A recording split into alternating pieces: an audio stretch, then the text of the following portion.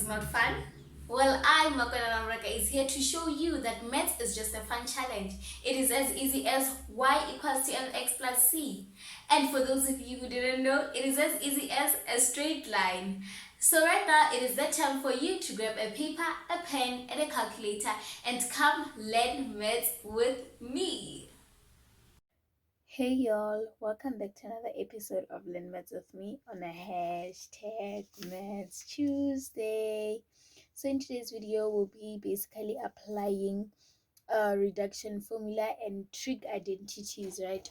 So we'll be basically answering a few questions and then to just be able to see if we understood the knowledge of reduction formula and trig identities. Without wasting any time, let's get straight into the questions. Remember, let me just draw the Cartesian plane here. Remember, in the first quadrant, the reference angle is the same as theta. The second quadrant is 180 minus theta. The third quadrant, 180 plus theta, and then the last quadrant, which is the fourth quadrant, is 360 degrees minus theta, right? So yeah, let's get straight into answering the questions. So as you can see, we have the first ratios. So basically we have to reduce them, right? Write them in a form of cos x, right? We write them in a reduced form. So cos 180 plus x in this case stands as the same thing as theta, right? So we know that, okay, this is in the third quadrant, and in the third quadrant it is minus cos x multiplied by 180 minus x. Okay, we can see that it is in the second quadrant, and then in the second quadrant tangent is negative, so meaning that this is the same as negative 10 x. And then sine 180 plus x, 180 plus x is in the third quadrant, which is negative sine x, and then divided by sine 180 minus x. 180 minus x is in the second quadrant, which is sine x times sine x, right? So as we can see here, we have a sine, cos, and tangent, right? So we're going to use trig identities so that we have the same ratios, right? We do not have three different types of ratios. So we're going to change 10 into sine x over cos x, so that we deal with sine and cos only,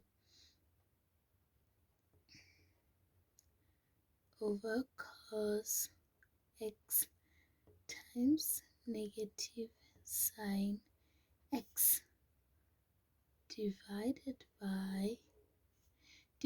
by sine x times sine x is sine squared x, right?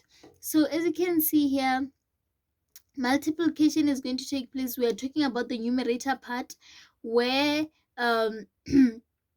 cos is going to divide with cos. Negative times negative will give us positive, and then positive times negative will give us negative. Sine x times sine x is sine squared x divided by sine squared x. So it's basically the same ratio dividing itself, which is equals to -1, right? So I really hope that you understood the first question. So basically you first reduce the angles, right? And then you change the tangent into the identity that we learned about in the previous video, so that you deal with the same ratios, right? Because if you're having tangent like that, there's no way you can continue further. How are you going to solve for tangent, right, without using a calculator? Remember that this kind of questions, we answer them without using a calculator. Hence we have trigonometric identities where we can use the same type of ratio to be able to solve, right? So let's move on to the second question, right?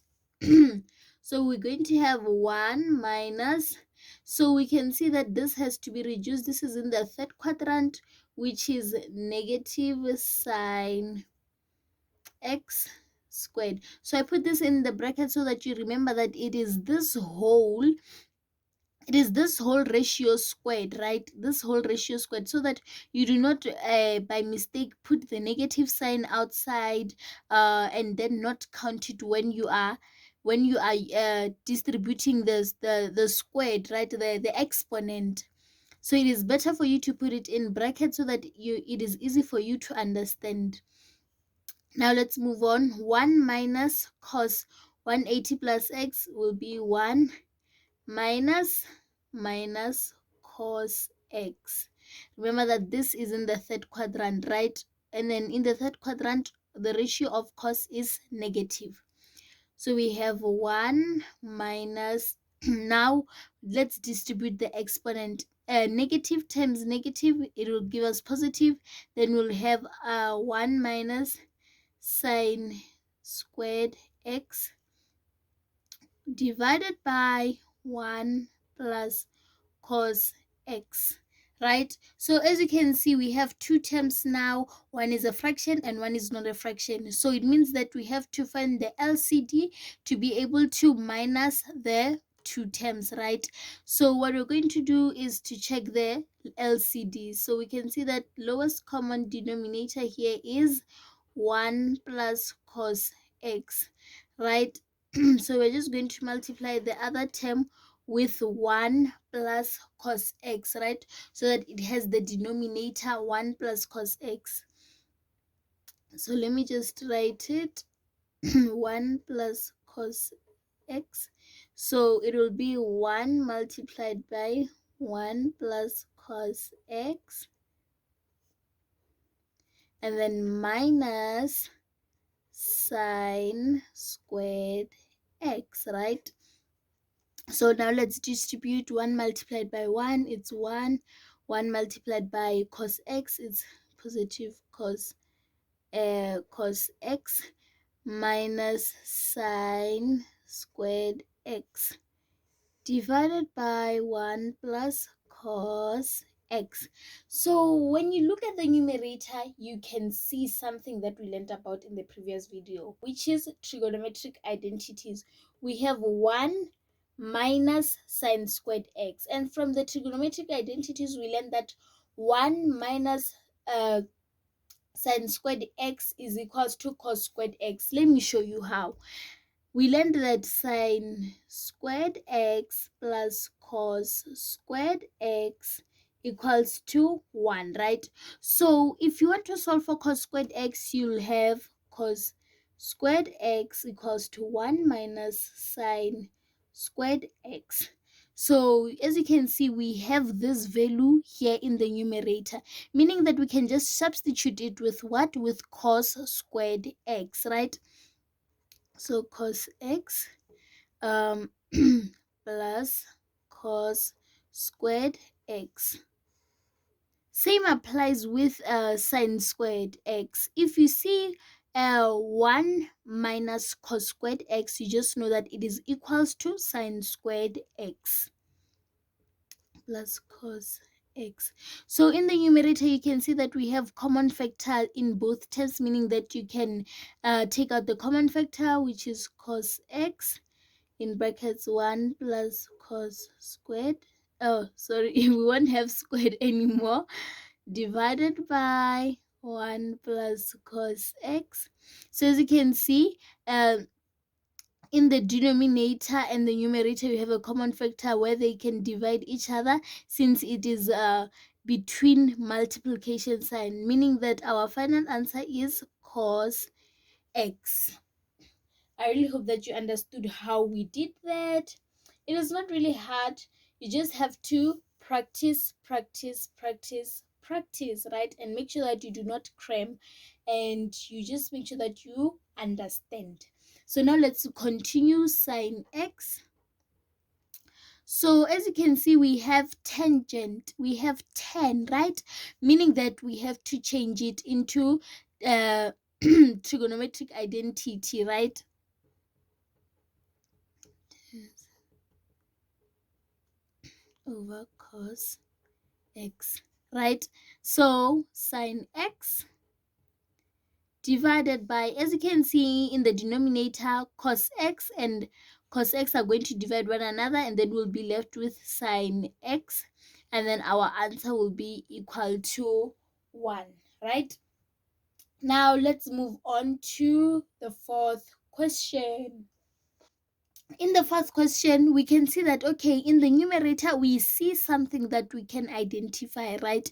We see a ratio, we see trigonometric identity, 1 minus cos squared x, right? In this case, we minused cos squared x both sides, which left us with sine squared x equals to 1 minus cos squared x, right? So since we see this here, and we know that from trigonometric identities, this is equals to this ratio is equals to sine squared x. So you just replace it with the value sine x.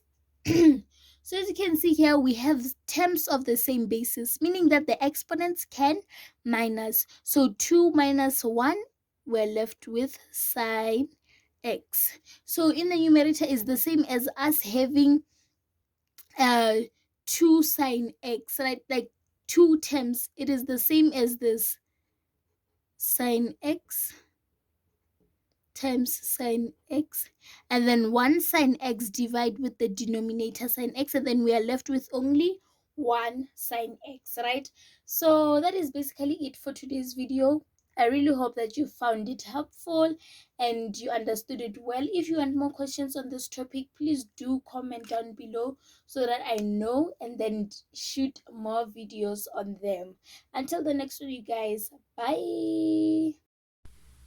If you enjoyed this video, please give it a thumbs up and tell me in the comment sections which topic you'd like me to cover.